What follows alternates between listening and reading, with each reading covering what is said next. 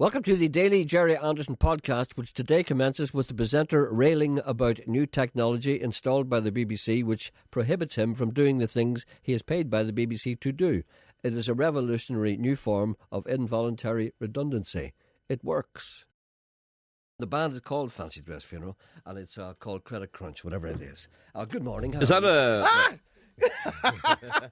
You're loud, so loud. Have you any idea how loud that was? No, I've no idea. Frightened the life out of me. What did you do? Did you roar into the microphone? No, I did not. But why are you so high? You see, everything's very strange. I have an apology to make to the listeners today. There's a new system here on the emails. You probably haven't. I've been introduced to it on Friday. And the BBC have now come up with a system of emails that prevents you from getting them entirely. So this new system... What's this got to do with your sound? Because I'm just saying it's just a matter of it's one of those things. It's just a gripe. No, it's not it's a gripe. just a gripe. No, it's just there's nothing wrong with my emails. I know, but the point is there's a new system now that you haven't been introduced yet. Oh, I see. There's a new system. They introduced it to me on Friday when I was in Belfast, which means that I can't get them at all, which is the ambition of all the BBC, is to make sure that you can't get anything. You can't look at anything. And that's see, once you find a system that works, you throw that away and get one away that destroys it. And this system now is so complicated that I can't even turn on my computer. You're not listening to me. What did I just say? What did I just say? Is the BBC... The last sentence you never hit. And destroy it. No, I said that system you said is the so BBC complicated. get a system and it works. No, after that I said the system is now so complicated that I can't even turn on my computer. The light won't even go on. So but I said what I wanted. Look, you're not listening. No, what I wanted to say. You're interrupting me. I wanted to contribute to it, and I was going to say to you, well, it reminds you of what Terry Wogan said of the BBC. What says? If it's not broke, fix it. No. Well, break it. That's true. Anyway, never mind that. I don't want to give the people the impression that I come in here on a Monday morning griping. I don't want to give the people the impression that I'm unhappy with what's around me, except that I can't get any emails. And I must apologise to people at this stage. I would say, good morning, everyone. The number to ring if you want to contact this program. Are the phones still working? Yes. Well, that's good. Perfectly. Are they? The text messages are working. Well, that's all that I'm just about to say. Will you stop? Will you wait until I finish when I'm talking? Sorry? Do I have to hear Emma's email's working. My email's working. Yes. That's not what I told you. I went up to Belfast and they changed me. Why did they change you? Because I couldn't. They didn't work up there. There's a different system up there, and they put me into the system that works, the new system they have up there now. And now that I come down here, it doesn't work on mine because I've been neutered. I don't understand it. I've been fiddled with. You see, they make me that I've got to the stage now. If I'm in Belfast, my emails work, but they don't work here, and I'm here all the time. But a man apparently told me this morning that there's men coming down to fix us this week. Yes, no. It's all in front of you. It's all in front of you. The man's going to come down and do what he did to me. I'm telling you. Listen, I think we should move on from this. I'll never forget. Do you remember the time when the BBC here, and we're talking about Radio Foil here, the BBC I know what Radio Foil is, yes. Yes. But we got a new telephone system. Do you remember that? It's still not working. No, I remember. And we had to come in on a weekend. Mm-hmm. We were brought in on weekends, and we're brought in batches to be taught how to use the telephone system. We don't want your stinking batches. We don't want your batches, you said. And that's what I say. I'm not coming in. Why? Because I don't want your stinking batches. This insertion of new equipment that doesn't work leads inevitably to a broadening of the conversation to include other examples of raging against the machine. The presenter and interrupters soon find themselves on unsteady ground. Life-altering decisions must be made. Coyle must go. Oh, I'll never forget that. Remember the day I that was the best day ever. It was my crowning glory. I wanted to stand up and applaud you. Go tell the people what I did. We're, again, another great idea by the BBC, and we were invited down Be very careful now. You're slagging the BBC a lot. Don't forget they pay you. I'll tell you why. Go on. Because I'm about to walk out that door. Oh, yeah. Yeah. That's a relief. Yeah. I'm giving the BBC now. What date's this? It's the 28th. I'm giving them until the 1st of December. And to do what? I'm going. Oh, yeah. Yeah, I'm going. This sounds like notice. I'm giving them to the end of November. You serious? Yeah. And I'm going. I see you pounding the table. I know. I made my... See, when I got up this morning, I said to myself, I'm not taking this anymore. I'm going. Have you seen the film Network? No. Remember that film? Should I stay? He shot out the window. No, he shot it out the window. No, I'm like Michael Douglas. And he died. No, falling down.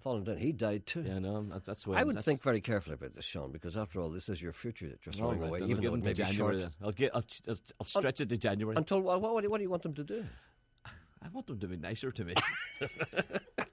They're not nice to me at all. They sent Ralph up. You know what I mean? Sent Ralph up to talk But to him. anyway, we were invited down to this. Good cop, bad cop. They sent Ralph up and then they sent Nolan.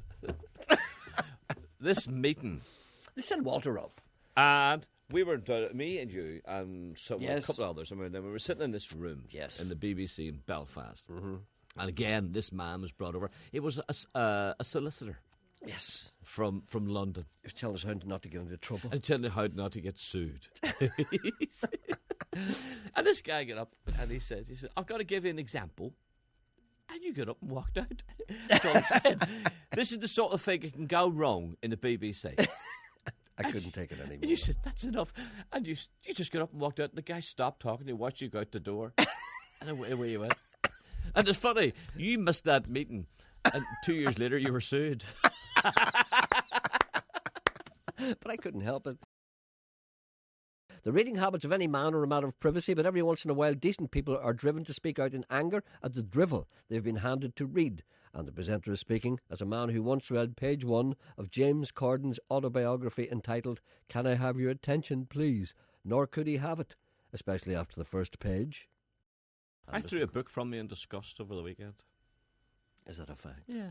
What kind of a So book was it? no, you know when you get a book and you think, Playboy, was it? I'm going to sit down, I'm going to read this, I'm going to enjoy this, I'm looking forward to reading this. Uh-huh.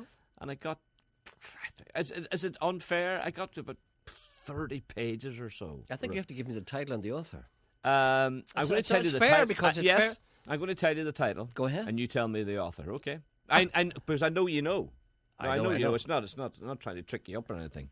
Don't trick me up. No, I don't trick you up when it comes to books. Do you mean anyway. trip me up or trick me up? Trip you up? Well, why didn't you say trip me up? Because I said trick and I didn't mean to. That's all right. All right.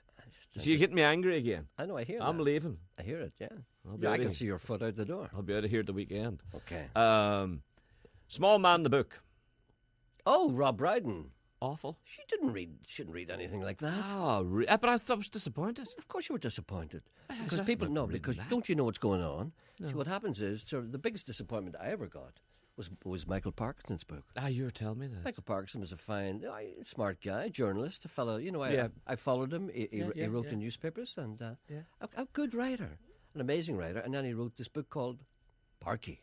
Yeah. I said, this will be good because here's a man who's retired and he sit down and tell you tell you everything all. he knows. The biggest loadout I have ever read. And it's the same, you see, there's a certain rules for celebrity bios. See, I'm not a celebrity. Oh, my books, of course, aren't like that. I try and tell the truth because after all, I'm a beacon of truth, basically. But the other guys are told, just write down the other stuff at all and they'll buy it. And this is what happens. A man was talking to me last night, funny enough, about your book. Is that a fact? Big Billy Campbell. Big Billy Campbell, Big Billy yes. said to me, he said, tell Anderson I've read his last book, Heads, and really enjoyed it. And whereupon I told him about surviving Stroke City, which he didn't know anything about. And I said, where can I get it? I said, call in here to Radio 4 and we'll give you a copy. They're all in the garage. So he said he will. A low form of sniping and bitchery continues, and it isn't long before celebrities are hauled on as examples of everything that is wrong in our society today. Familiar names bite the dust, and rightly so. The first contestant was your man, Lawrence Llewellyn Bowen. Why is he my man? Why is he my man? You always talk about him. I can't stand him. Yeah, well, He's I'll not tell my you. man if I can't stand him. Had you watched him on Saturday night, you'd have disliked him even more. Put me boot through the TV. Because there he was standing, and it's you think he had plastic surgery. He was afraid to even. Well, here maybe he has. Yes. There was he was afraid no facial movements at all, and the head and everything all moving, the upper part of the body, everything all moving in unison. He couldn't turn his head even. Had he turned his shoulders and the hair immaculate, and the suit. Dare a wrinkle appear in his suit. Sounds to me that smacks of jealousy. No, I'm looking at him, and I'll tell you what smacks off. And I'm looking at him, and I'm saying, now there's a guy now on television on a Saturday night, primetime TV. Yes. It's a wee light-hearted quiz show. They're trying to raise money for charities, and they're going to raise money. At the end of the day, they're going to get money, and it's all a bit of crack.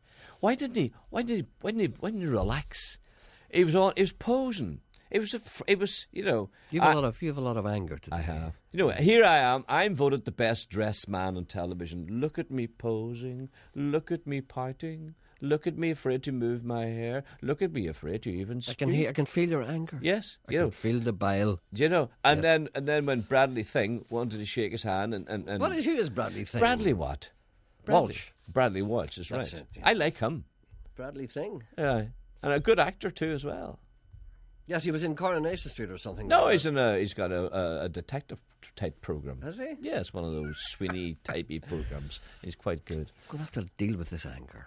Yeah, but you know what I would have loved to have gone up to your man Lawrence Llewellyn Boat, and rolled his trousers up and made them all wrinkly. You'd do something to him, you know. Would you throw in baking powder on him? You know, ruffle his hair. Yeah. What do you think of that now? You know? He annoyed my happiness. Sean, it's okay. Because Tuffers, as they call him now, you know the cricketer, Tuffers. Phil Tufnell. Phil Tufnell. Do you know who he always Tuffers. reminds me of? Yeah. Do you know who he always reminds I me of? know. It's a cartoon comic. No.